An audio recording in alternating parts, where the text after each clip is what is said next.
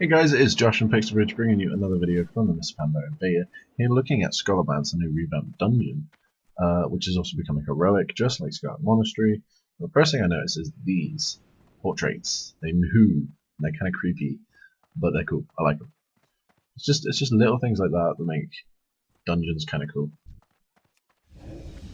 So here the guards at the start are exactly the same. So when I first entered, I was like, these guards are the same, so how much have they actually changed? And then you open this place and you're like, oh, yeah, quite a bit. So, let's get straight into it. First thing I noticed is in front of you come down the stairs on my left, there's no longer the way out of that room. It's at the back there. Which is, nothing big. Thought I'd point it out. So, first boss, I couldn't be asked to pull the trash, so I just hit her. And she killed everyone anyway.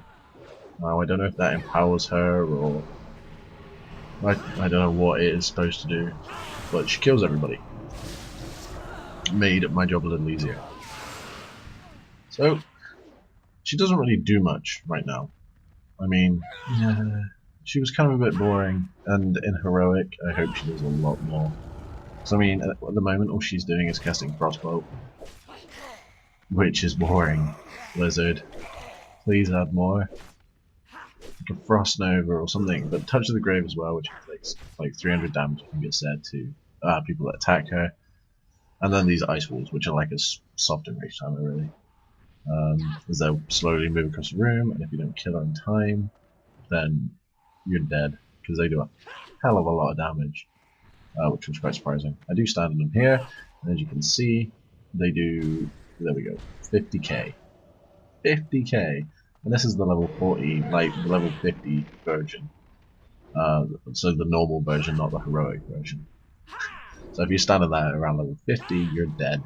Simple as. So I got bored, killed her, and then she escapes into this, and I didn't think this did anything. If you watch at the back, you'll see a glimpse of something. You see those books flying around there? Well, those books do spells by the looks of things. Like you see at the back there, just as I killed it, a book opens up and starts casting fire on the ground. So I'm guessing that's something that will happen. His books will fly around and start doing fire. So here I speed it up nice and quick because trash is boring. Nobody likes to watch trash, and it makes commentary a bit easier because I don't have to spend ages trying to make it interesting. So here is some trash. Now I didn't notice the boss at the back there, so I thought, oh, I might have to kill the trash where it spawned, which obviously isn't the case, but I suspect if you pulled her with all that trash, she would pull the trash. That's what I'm thinking anyway. So here we go, I start just nuking down these quickly. Obviously this is sped up. There's not really much you can say about the trash, they don't really do anything. And then the boss is at the back. Now, she does kind of the same stuff, but differently. So it's not what she does, it's how she does it. So, she does have one new ability, which is called Wondrous Rapidity. Or, yeah, Rapidity, which is this, which is very easy to move out of the way of, but does quite a bit of damage, as you can see. Very easy to move out of the way of. If you're getting killed by it, you really, really need to just, I don't know, it'd be ridiculously easy to get killed by it, or ridiculously hard, sorry. So she does it again, as you can see, just move through her, around her, just move out of the way. So I start to kill her a bit, thinking she might do something else. She used to split off into hundreds of different copies, which she still does, but differently, and a lot cooler. So here we go. So she summons all these little versions of herself which spin around and do quite a bit of damage quite quickly. So you do go around and kill them. Now here I try to AoE them down because I'm like, oh, I'll just run around and AoE, but you can't AoE them, which is good because I think if you just AoE them, kind of boring. You have to single target them down. Well, that last one I didn't actually kill, and in a minute when she splits again. Now, I was quite lucky here. The first one I hit actually triggered the rest to go, so I think she is there, and if you hit her first, the rest of them will despawn. I didn't look if there was a way to be able to tell that it's her, but yeah, I'd look at the loot here as well. I don't know if this is the same because I haven't been there for, well, since original. I never go there now. It's boring. And I hate it.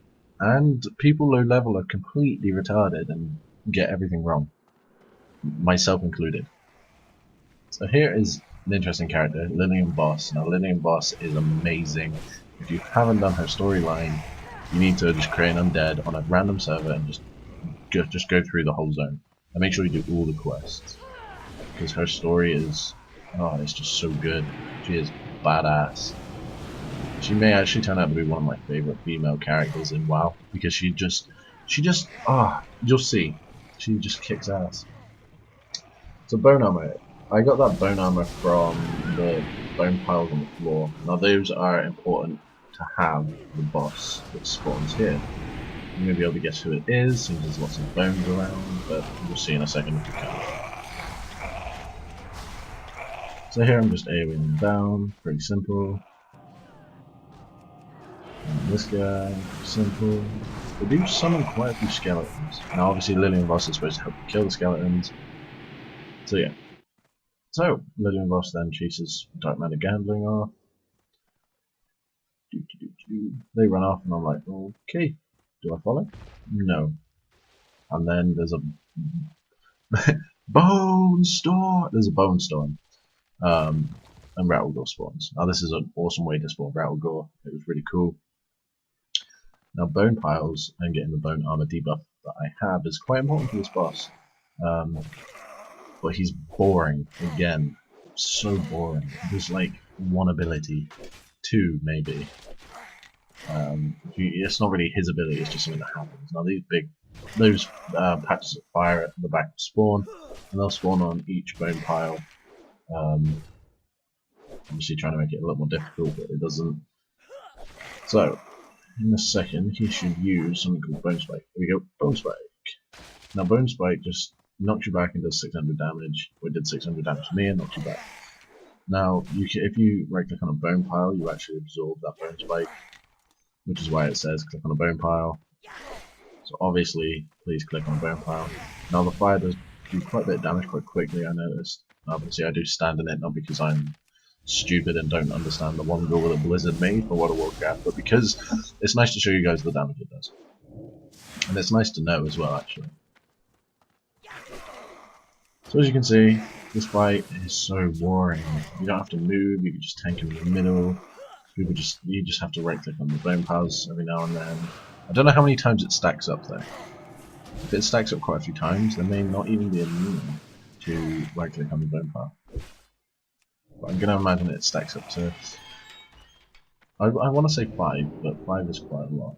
Now here I do speed it up again. Trash is boring. Those big guys at the back though do have a little bit of strategy to them. Now on them you can see these big red blotches. They're called skin grafts. Now the skin grafts actually have to be killed. You cannot kill him. And you can see he's level 41 and I'm full on hitting him. And he's just healing. But once you start hitting skin graft, blood starts pouring out of him. And then he eventually bleeds out. Now AoE works to hit the skin grafts as well. But I didn't actually look at how much health they have, so there you can see I AoE'd them down and obviously all the skin grafts popped. Lovely.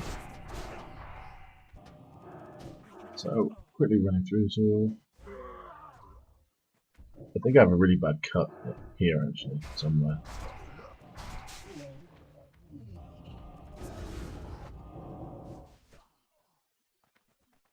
Now there is a gate there that is obviously, yeah, that's a really bad cut.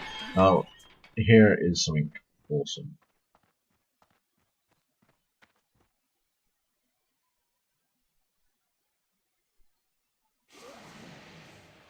What is it? So, he actually starts to control Lillian Voss, which is bad because she hurts and she's cool. I don't want to kill her, but you have to. So, as you can see, she's wearing that robe tier. I completely forgot what it's called. I know it's from TBC and it spawns the tentacles like shoulders. I got a feeling it's tier 6?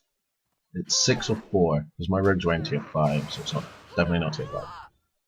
Or is it the older Wagyu? It might be the older Wagyu. Anyway, that does not matter. Now, she jumps on your head and does Shadow Shiv. Now, this does a fair bit of damage. And then she does this thing called Death Grasp. Now, Death Grasp pulls everybody in, and that was it. Apart from, oh, okay, she does put a Dark Blaze on the floor, which does damage, and I think if you stand in it, it actually causes it to run around. Like, if you manage to get the debuff, sorry, a better way to explain it. I think that's how it's supposed to work. So here, I took it down to 50%, and then he does this really cool thing where he separates her soul from her body, which actually looks really, really, really cool. So her soul is obviously a lot more evil. She does this fixate anger where she fixates on you. Think of Crick and Ick, I think they're called. From not from ICC, from the dungeons that came with ICC. That's how I think of this.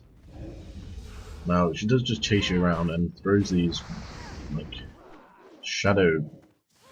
Let's just call them shadow balls. She throws balls of shadows at you.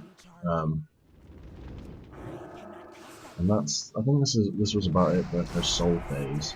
And then you have this really cool thing, where you get both of them attacking you at the same time.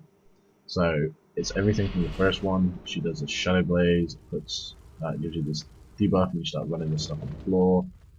At the same time, the soul fixates. She does her Shadow Shiv ability. It's quite cool. So, it looks like you have to DPS them both now because her soul is on 1% and I can't kill it. But she is. Then I have to kill her. So there we go. Oh no. There we go. They combine and then she breaks free and she goes to kill them. And she does Shadow Shiv and breaks the bones, which I think were protecting him. And he runs off because he's a coward. And then she says, "Leave me to die alone, please." Now I hope she does not die because she is so freaking cool. If she dies, I will be very unhappy. But there's the loot chest. Obviously there's no loot yet. The chests look quite cool as well, actually. But the loot chest is there for people who haven't seen it. The next room. Now you guys may recognize this room or you may not. It is the classroom. Where you used to have, up here, you used to have people, you used to have a couple of elite bosses. Now when you attack one of these board students, they all attack. So, it's basically like the whole playground thing, where somebody starts getting beaten up, and then the whole like playground is just going apeshit to beat everybody up. So it's a bit like this. So they all run in, don't do anything, just attack you, a couple of them catch shadow bolts. I went for a bit of genocide there and just killed everybody. It's just my nature, I'm afraid.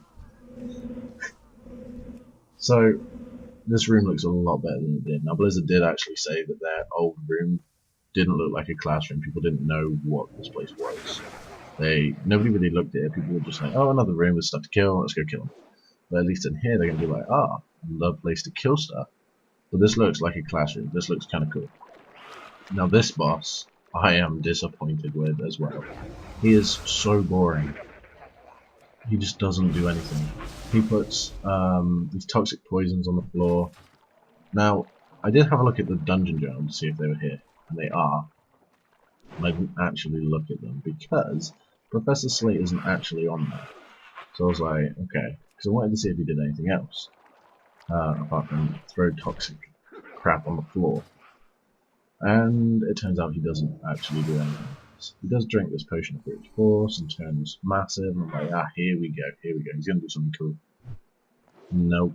Nope, more toxic poison. Okay. So I wait for a bit. I'm like, maybe he enrages and does some cool abilities. Nothing, so I just kill him because I'm bloody bored of him. So he needs some new abilities, he needs some cool stuff added. I mean, he's a potion master. Like, I want to see different potions that he can make. I want to see some cool stuff from him. Now here, entering this room is like, oh damn, this guy's a badass. I don't know why he's just channeling this spell. It doesn't do anything to you. He just wants to look cool. Which, yeah, I can see why. I mean, if I was some badass wizard. I'd want to look cool if somebody came to kill me. At least people would be like, oh yeah, I killed this wizard, but my god, the spell he was doing was damn cool. Well, these rooms you can't get into, but he does teleport you into those rooms during the fight. But obviously because I'm one person, he doesn't. So I run down and engage him. Now, when I was doing this, I was like, oh, this is so boring again. What? All he's doing is casting Incinerate and Immolate every now and then. But he does teleport you into these different rooms, which obviously will make it a lot more interesting. This is basically him. Obviously his I forgot the word I was going to use, but what he says isn't finished. So aggro PH, obviously PH is placeholder, because yelling aggro PH isn't very scary. So I kill him because I'm kind of bored of him, because he doesn't teleport me into the other rooms, because I'm one person. So if there was 2 people here, I might try and bring a few more people here, and then we can show you teleporting into different rooms. So there we go, death, PH. You wouldn't yell that when you're going to die, so obviously that'll change. Alright guys, this has been Josh from Pixel Bridge, and I'll see you on the other side.